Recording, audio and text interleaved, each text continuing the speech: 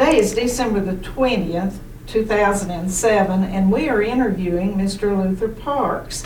And Mr. Luther Parks is one of our county commissioners, and we would like for you to just tell us something about your life, your genealogy, your parents, just anything you'd like to tell us about your heritage genealogy.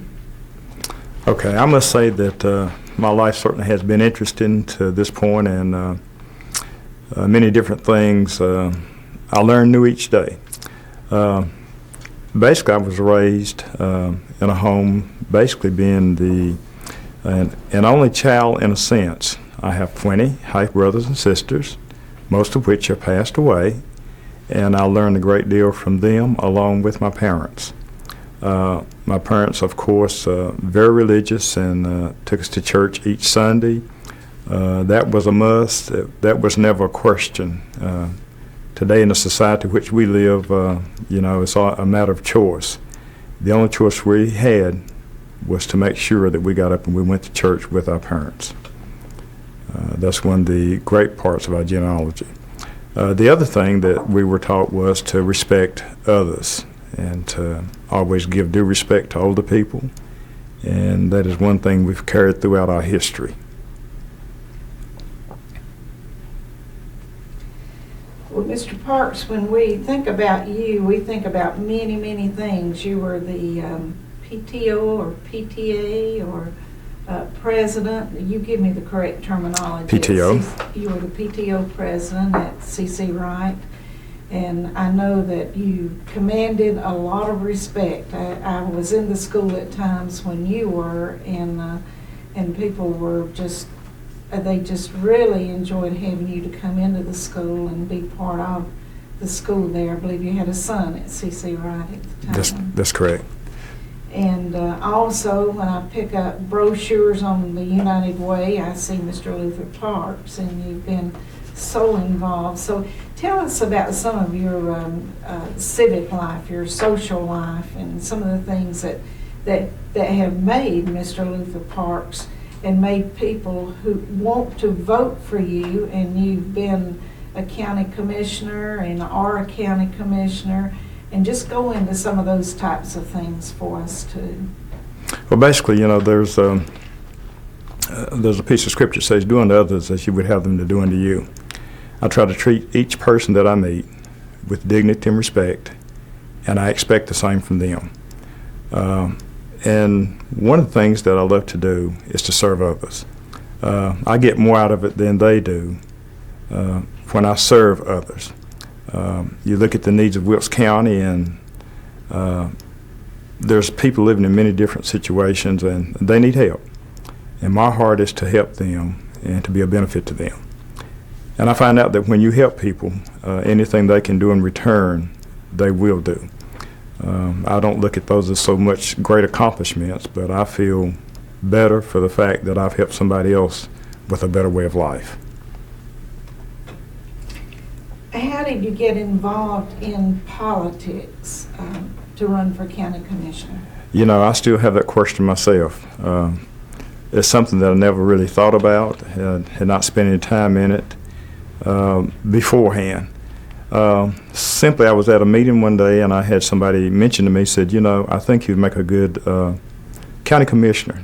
And answered that by saying, I really have no desire to be there. And number one, I don't have the time. I have been involved in a lot of community activities, and I felt like that my response to that was too busy to take time to deal with politics per se. Passed that up, and it's another 2 or 3 months I happened to be in another meeting, and someone brought up the same thing, said I think that you'd make a good county commissioner. I said, I really don't have an interest in it and really had not thought anything else about it. And this went on a couple of times, and I think the third time somebody else walked up and said, I heard that you're interested in being a county commissioner. So after 3 times, you're getting a little suspicious of what's going on. So that led to another road, and some doors opened up, and with that I'll say that I accepted the opportunity. I was a little skeptical at first, of course, being Afro-American or black, as you might say. I was skeptical, would I get enough votes to even get on really a ballot? And I was assured by some people that if you run, you have been around enough that we would support you. And true to their word, a lot of people helped support me. And of course, I became a county commissioner. And I might add, you were the top vote getter for 2 elections, I believe. According to statistics, yes. Well, apparently you enjoy being a county commissioner, or you have it in your blood now because you did run the second time and, as stated, came in #1 again. So you feel like it's in your blood? You know, that's still up for debate. Get asked that question often. But I enjoy what I'm doing, and I would say that I had a gentleman tell me, said, you know, after about 3 months, said, you'll know if you are right for politics or not.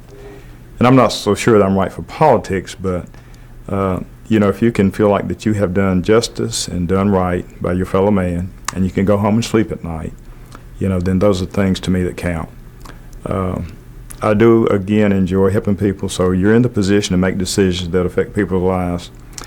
But I take that with seriousness, and I always look at it as if I'm on the other side. How will the votes, you know, make a determination of how this is going to affect that person's life? I'm very concerned of what I've said, how that person is going to live and function after I have made a decision. And most decisions that I have made, I feel very comfortable about. There's things that you would always want to change in your life, but I feel comfortable about the position that I have and what I have done for Wilkes County. I hear you saying that you're both a servant and a leader. Would you agree to that? You're serving people, and at the same time, you're making those decisions that put you in a strong leadership role. Yes, and if I were using a pattern, of course, it would be, you know, Jesus Christ. First, he came as a servant. And by being a servant, you're automatically going to be a leader. But you must first learn to serve people. And from that, you know, then you will certainly be a leader. Well, you mentioned the terms Afro-American or blacks, and do you feel, as you were growing up, that there was a difference between how society treated the blacks or Afro-Americans as compared to the majority of the whites? Did you see any of those differences as you grew up? Yes, I must say that I lived through some, let me say, challenging times. Certainly, when we went to school, there was differences, and that took something to learn to deal with. My parents always said, do unto others, you would have them to do unto you. That was one of their mottos. Even when I was mistreated, call names, or, you know, things didn't go just right, they would always try to instill in us to make the best of the situation that you're in, and there will be a better day coming. And that was one of the ways they encouraged us, and tried to teach us not to retaliate, but, you know, to do things decent and in order. And so those are principles that they tried to instill in us as we came along. Okay, now where were you born and where were you reared and where did you grow up in the county? Okay. I was born in Wilkes County, of course, and out near North Wilkesboro Speedway. I live on what is called Parks Ridge, which is my original home place. And I've only moved probably 150 feet where I have built my home.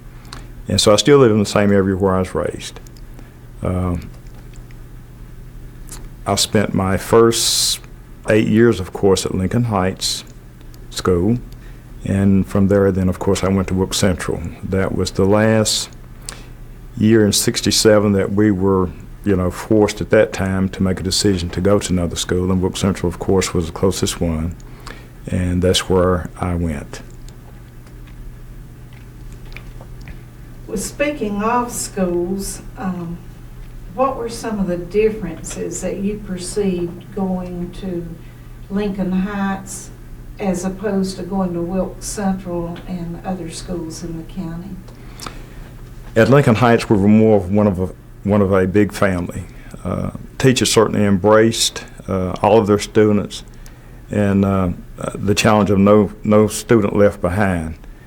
We were embraced with that. Even the slowest student, they tried to make sure that they got extra help to make sure that they would make it in life. And they always told each student that you can make it if you try. There's always help available. Changing from Lincoln Heights to Wilkes Central, I did not find that type of relationship. You were more or less on your own. If you took an interest and you wanted to go further, there was help available, but not necessarily the encouragement that you needed to continue on with your education. Let me back up one to the elementary schools. What were some of the games that you played? Are you familiar with the maypole dance as well? I'm afraid that I was involved in maypole dance. Could you tell us something about the maypole dance? Well, actually it happened in May each year, and of course, we would wrap the pole with ribbons and weave in and out, and it was really an enjoyable time. What were some of the other games you played? Well, of course, I participated in basketball and some football, but very little. Most of my life consisted of just going to school and back home to the farm. We didn't live that close and really not that far, but my dad had a pretty much of a work ethic that there's not a lot of time for sports, and that we had a lot of work to do on the farm. So I participated in a lot of basketball, but after that, most of my work was at home. In high school, did you play on any of the teams? I did not actually play on any of the teams. I had a chance maybe to stay a couple afternoons or so during the year and watch them practice, but never actually was able to join the team. Well, you actually experienced consolidation then going into the 9th grade. I did.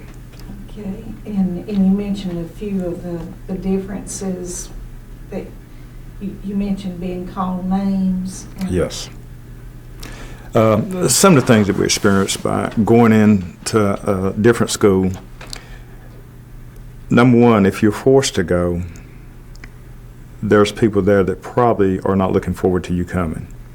You're going into a brand new atmosphere that you have not seen or not made an adjustment for, do not know what to expect.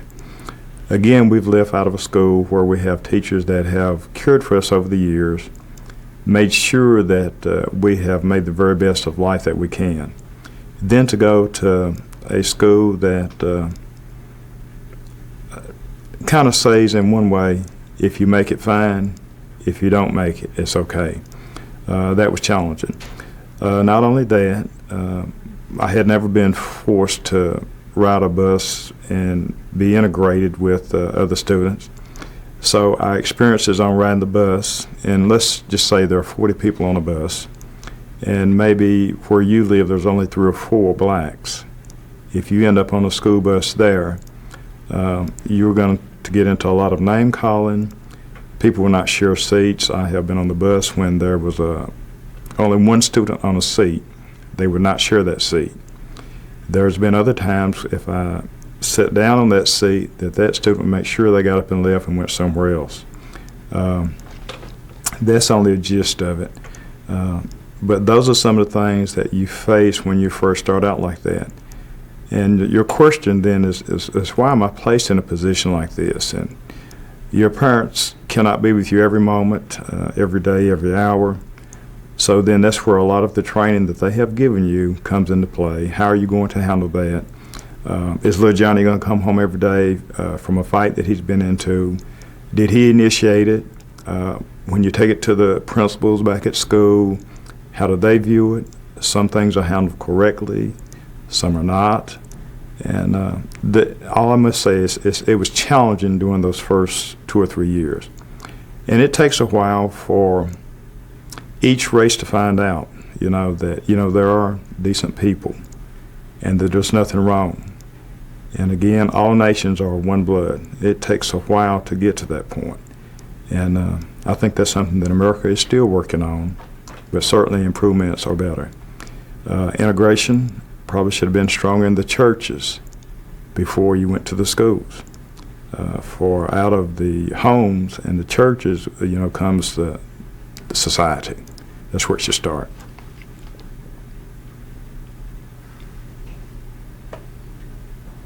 So you mentioned some of the struggles, and instead of these things creating scars, you overcame the differences and the scars. And did you immediately go to college, or what did you do after you finished high school?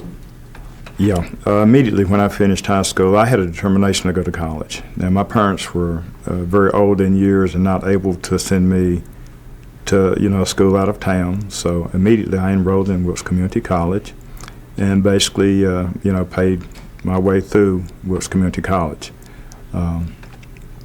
That's as far as I was able to go at that time because of, other details and some sickness within my family.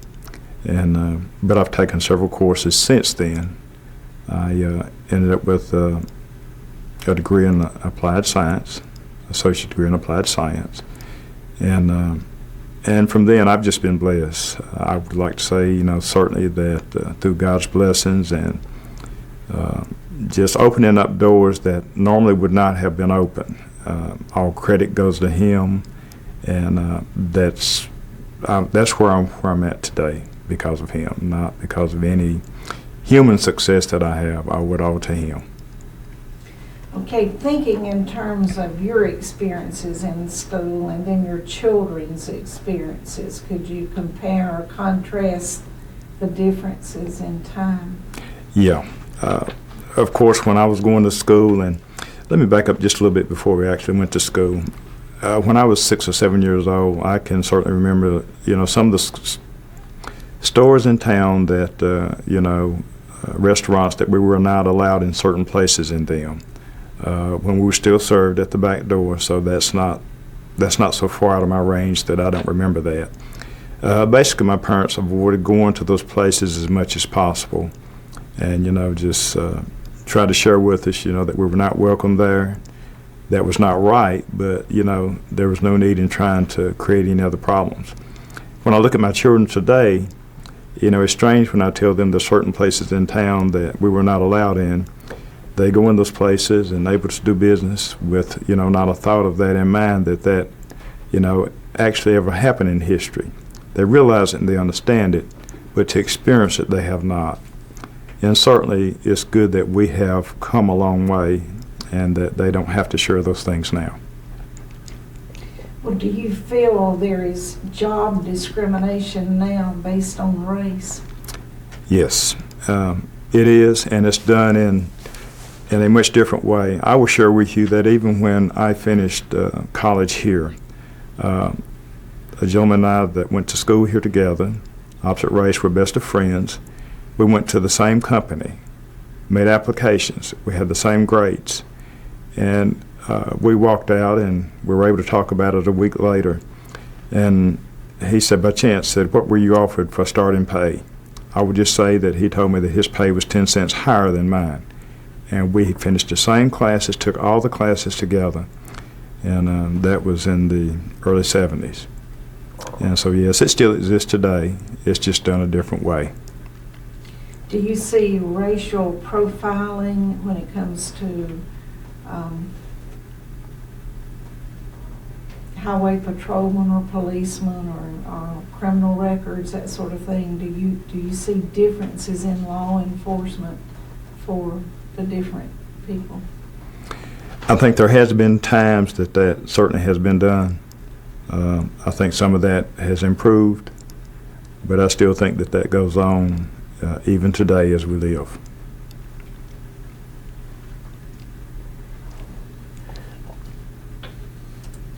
In growing up, did your parents share with you things that took place many years ago and the discrimination, anything about slaves or anything of that nature?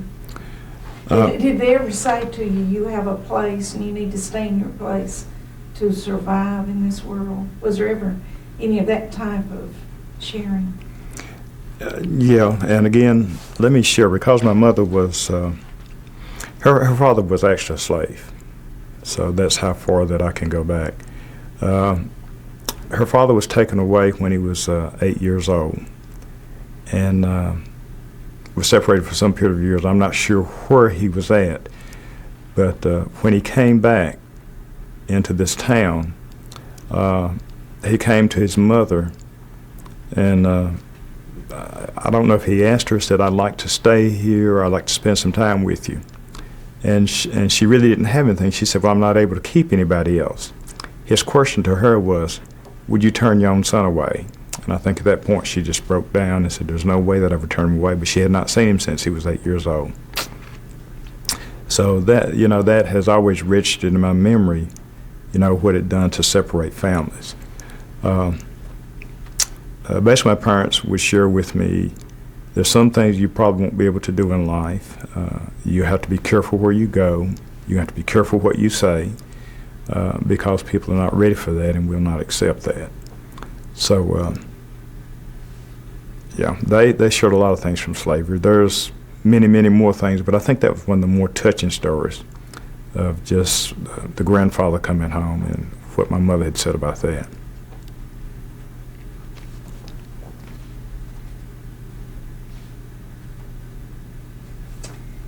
Well, today, when we look at the accomplishments, and of course there's such a small percentage of blacks in Wilkes County, and you think about the tremendous successes that have been, it's as if the blacks truly do accomplish as much as the whites do. Is that a true statement or not, when you look at the small percentage and the large percentage of the people who have come out of here?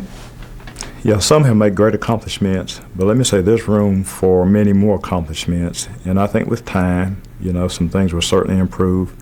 And so I look forward to the future still being challenging, and that Wilkes County is going to rise to the occasion, to make the adjustments to that. I certainly would like to say, even in what has happened to me, I never expected it, never thought about it. And again, the opportunity came that way, I accepted it. But I look for many more things, much further than that, beyond that will further Wilkes County and put it on the map just as much as Appalachian's on the map with the 3 winds.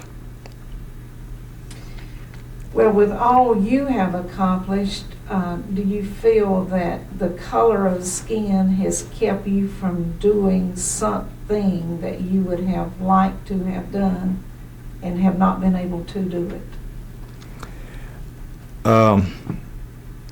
That's a tough one. I think if I had known some of these doors could have been opened early in life, it could have made, much more of a difference. This came later in life, but, and certainly it probably should come at this time, that you have seen some things and be able to share more things. That's a challenging question. I don't know the best answer for that one. But I think that if I could have had a lot of these things early in life and have known that it were possible for me, that I could make much more of a difference in the world in which I live. Well, how did you survive in a family of 20 children? Okay, well, Are you the youngest? I am the youngest. Well, let me say that all my brothers and sisters are much older than I am. The closest one in age to me is 10. So basically, I ended up being at home mostly by myself. And I have a relationship, or have had a relationship, with all of them. And certainly all my brothers and sisters have really took good care of me, been nice to me, and have shared a lot of experiences with me. And could you tell us something about your wife, her name, and where she lived? Okay. My wife, of course, is Janice, and her last name was Coles, and she lived in Fairplains. And we went to the same high school. And so we had known each other for some years. And, of course, I dated her for a while. And one of the things unusual before she spent much time dating me, I was very short in my early life. Almost so short that they decided it was a debate whether I could even drive a school bus or not. When I received my permit to drive a car, I was restricted to a pillar. And so most people don't remember that I was quite that short. So to make that a little bit different, when I started dating my wife, I was much shorter than she was, maybe only to the top of her shoulder. So we spent some time dating, and she said, I don't know if I really have an interest in you or not. But as time went along, I grew a little taller, and she took an interest, and of course, we were married later. Speaking of Fair Plains, some of the history that I have read gives me the impression that maybe a family of Harrises bought up a lot of the land in the Fair Plains area. Is that true, or when they first came here during slavery time, they were free blacks? And do you know anything about that history? I'm not that familiar with that part of history. There certainly have been a lot of Harrises in Fair Plains, and certainly have been a lot of property owners there. Yeah, really. Mr. Parks, I'd like to ask you this question. Do you have any philosophy or feelings that you would like to share for the future generations of both black and white? Let me answer that by saying this. My parents had a great philosophy, and it's always good, I think, when you can build on past history. My father only gave me 3 what I want to call whippings or sessions during my life, and I can very distinctly remember each one of the 3. Obedience was a must. In the society in which we live, that is played with. That's the reason we're having problems in our society, in our schools, and in the world in which we live. We're not taught principles. And I must say that's one thing that my parents were very much a stickler for. For instance, I remember that one time that my dad was on the front porch, and I had a ball that I bounced against the steps. It had 3 steps up to the front porch. And he said, son, I'll tell you, he said, if you keep bouncing that ball, it's going to miss one of those steps, and it's going to go through the front door, and it's going to break a glass. I remember the front door very well. It had 3 panes across the front, about 18 inches long. And I said, Dad, well, I'm standing out in the yard, and I'm throwing this ball against the front steps. I said, there's no way that ball can go through that glass. And he'd sit there and didn't say a word. I kept bouncing the ball, and wouldn't you know it, the ball hit the crest of that step, and it went through the center pane just as pretty as you please. He never said a word. He'd just sit there. And he sat there maybe for 30 minutes. And after about 30 minutes, he politely got up out of his chair. He went out across the road, and he pulled out a nice switch. And he come back and he dealt with the situation. Then he went and he fixed the glass. He said, I tried to tell you then in advance so that wouldn't happen to you. So he was very much a stickler for being obedient. And all I'm saying is today is that if I were trying to encourage our young people, listen to what people are telling you. Try your best to follow the rules so that you don't end up in some bad situations. I know that we're living in a world in which we're saying discipline should not be done and children should not be beat. Again, that's not right. There's a scripture that teaches differently. And because of that, we've got a society that is going wayward, and we wonder what's wrong. Till we get back to the principles of what's really been taught in Scripture, we're going to continue to miss the mark. Our world's going to continue to go off course, and eventually it's going to crash. There's a way to do things right, and my parents were always searching for that right way. And those are some of the things that I think that I will carry with me, until the day that I die. And as best I can, I have tried to raise my children that same way, with respect and with obedience, and to do unto others as you would have them to do unto you. I think those are the foundations of it. So I encourage every parent, every child, to try to build a bond that where you will be able to make it through life. And those are some of the things that will help you do that.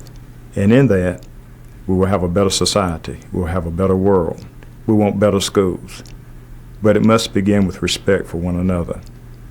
And I think that is so important. And if I were encouraging anybody, I share that.